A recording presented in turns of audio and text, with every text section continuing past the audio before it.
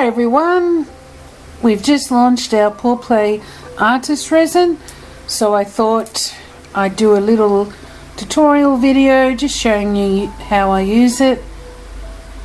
Now I'm just grabbing the measuring cup, and if you're like me, you have trouble reading the little measurements. They don't make it very obvious sometimes. So I've grabbed a marker and just put lines where I want to do the resin. So this resin's 1:1 ratio, super easy to use, particularly if you don't like math like me. So we always want to do with a 1:1 resin equal parts A and equal parts B. And the measurements need to be absolutely spot on. If you put too much A or you put too much B, your resin will never cure and it will probably remain sticky.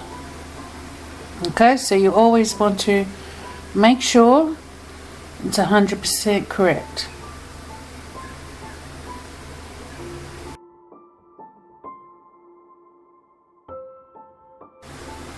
I'm working in around, I'd say 21 to 23 degrees here, but this resin's got an awesome consistency. It's not too thick, not too thin, so it's great for a variety of uses. But I'm going to use here my trusty resin mixer. I absolutely love it. You can grab one from fluidartsupplies.com.au. A few people have come into the store and they've asked me what can they use. They've got arthritis in their hands, carpal tunnel, and I let them know about this awesome product. Obviously I use it myself, particularly in workshops as well, or if I'm doing a large painting or a large resin artwork, I like to use this. It may create a few extra bubbles, but nothing that I've found that's major or anything like that. And obviously you pop the air bubbles with a heat gun anyways. But you'll see from here it doesn't create too many bubbles. I sped the video up just so you don't have to wait and watch me do that. So you always mix for 3 minutes, and then I wipe the resin mixer with a wipe just to make sure the resin doesn't harden on there, and I can reuse the mixer.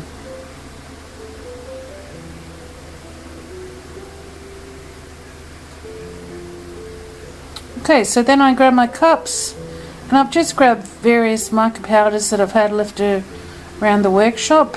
Obviously I get quite a collection, so I won't name particular brands, but just various ones. I wanted to also try out the resin with different mica powder brands just to see if there was any issues. There wasn't, and there usually isn't, but I always like to test things out. I've gone out of my comfort zone with colours. Usually I keep to sort of the blues, the cool tones, and once in a while I like to go to the bright colours just for a change. I like a magenta, I like an orange, and I like a yellow together, and sometimes add in turquoise. And as you see here, I've got a turquoisey, I think it's a Bermuda colour, a bright orange, we're going to use a very bright yellow. This is a magenta purple, bit of a colour change mica powder, beautiful, sort of fuchsia really. And then I think I'm going to add the yellow in here. No, we're going to add black. Again, I don't use black that often, but I thought, oh, I want something bright for this example. And whenever you add mica powder, or whether it's ink, dye, paste, you never want to add more than 10% colour to the volume of resin that you use. Okay, so if you're using 100 mils of resin, which would be 50 mils of A and 50 mils of B, you only want to use 10 mil of colour. If you add too much colour, it will never cure.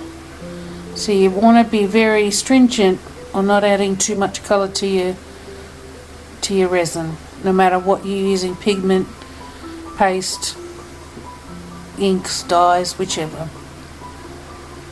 So then I'm going to disperse the resin across these colours. And I've mixed up enough resin that I wanted to do another tray as well. But you can always go onto our website. We've got a resin calculator. The link's on the bottom of the listing of our resin, Pour Play resin. Or it's on the bottom of the website in the footer. It's a resin calculator. You put in your dimensions of the surface you're working on, and it will tell you approximately how much to use, how much to mix up. It's really handy. And I always like keeping a little bit at the end of the clear, in case I look at the piece and I go, oh, it needs a little bit more blue, or it needs a little bit more red, whatever the colour may be. So I always like leaving a little bit in the measuring cup just to use later in case. But I've got plenty of colour here to easily cover this tray and then another. Also, if I ever have any resin left over, I have always got moulds, silicone moulds hanging around, so I'll use that resin up in silicone moulds so it doesn't go to waste. The measuring cup I'm using here is plastic. I also use the silicone measuring cups as well. They're super handy, and obviously you can recycle them. So it looks like I'm trying to get as much resin into the cups as possible. And avoiding those resin drips under the table. Usually I'll put my elbow into them. Obviously, whenever you use resin, please wear your PPE. I have a half-face respirator on while I'm doing this. Whenever I use resin, I always have that respirator on. I've got the nitrile gloves on, and I've got an apron on. I'm also working in my workshop here, my actual workshop. So I've got the large garage door, workshop door open. The breeze is coming in. I'm not just sitting in the vapours, and I'm not certainly doing it excuse me, around family or pets. Alright, so it's a small investment for your health, for not breathing the vapours in, and not allowing your family members and pets to breathe them in as well. You may see other videos online saying you don't need PPE. I sell resin myself, but I always recommend to people, please wear your PPE. It's always best to be safe than sorry. That's an incredibly vibrant colour I've got there, the nice orange. So because when you mix resin up, it will heat up, you don't want to mix your micas or whatever pigment you're using. You don't want to stringently stir it fast and stir it for a long time, because you're heating it up even more, the resin. Okay, so you want to take it slow. You just want to mix it up just enough to ensure the powder's mixed with the resin. You scrape off the stick, scrape the sides, scrape the bottom, and that's enough. Because you don't want to heat the resin up too much, because it can flash cure, which means it will start to cure in the cup right there.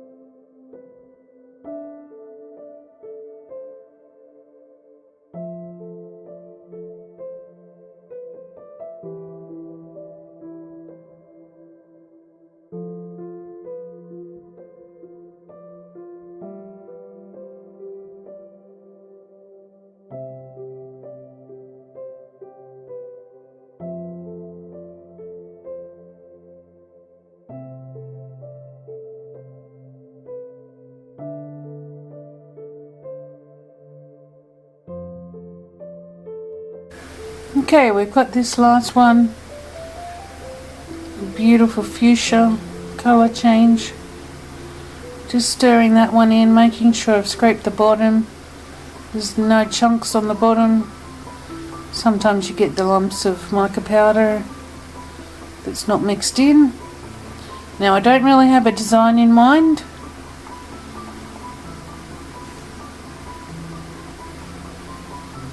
So we're just going to wing it and pour that resin straight onto the tray.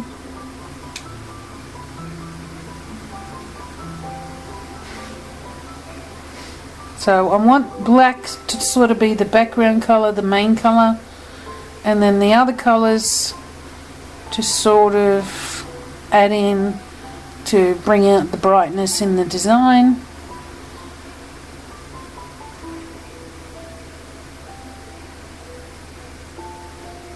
I always start in the middle for some reason, or most of the time at least.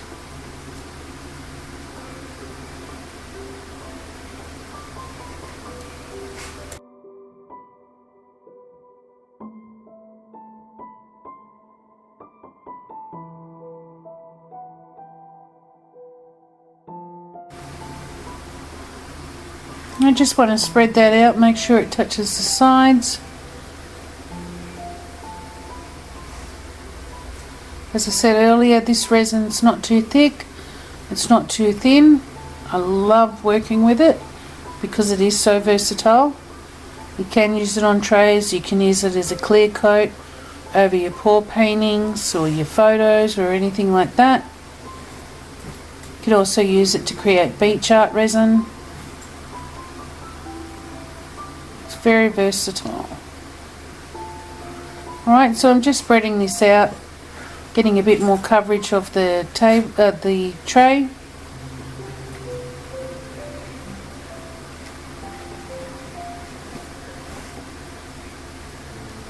Then I'm going to add my other colours, a little of the fuchsia colour change. You can pour this into your tray however you like. I'm just doing a random design here with no prior planning at all. This tutorial is just to show you how the resin works, and if you'd like to join along, absolutely go for it.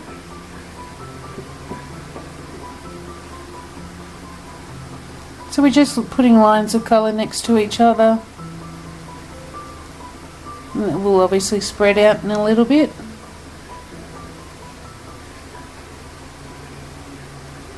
Now once this tray is cured, so it'll be hard in about 24 hours, fully cured in about 7 days, but I wouldn't put anything on it myself,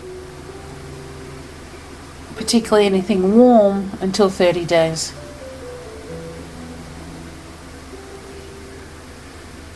I just like to be extra cautious.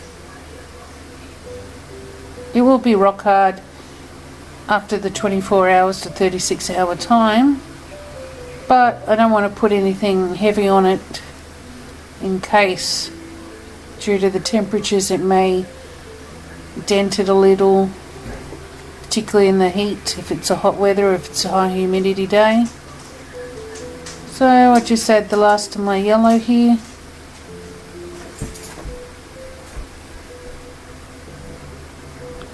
And then I'll pick the tray up and just spread it around a little. So resin is self-leveling, but you do have to actually tell the resin where to go.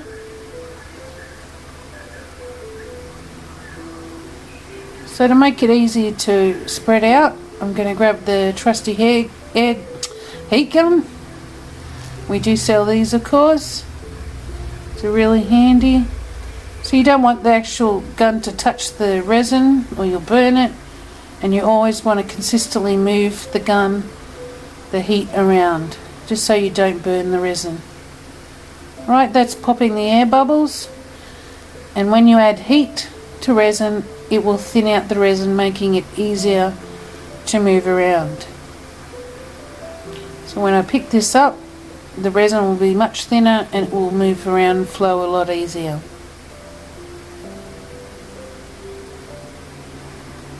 As you can see.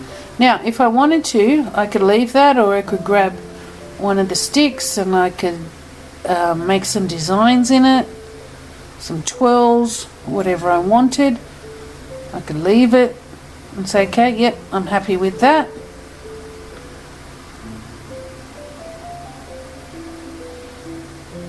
Which I think about that for a second and I go, no, I want to merge the colours a little. I don't want those strong lines of colour.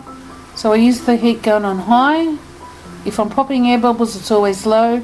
But if I want to move it around and manipulate it a little like I'm doing now, I put it on high. As you can see, I'm always moving it from one way to the other. I don't want to put heat on it for too long and in the one area for too long. So this is just spreading the colour out and merging the colours a little. Just so it's not such a straight line of colours.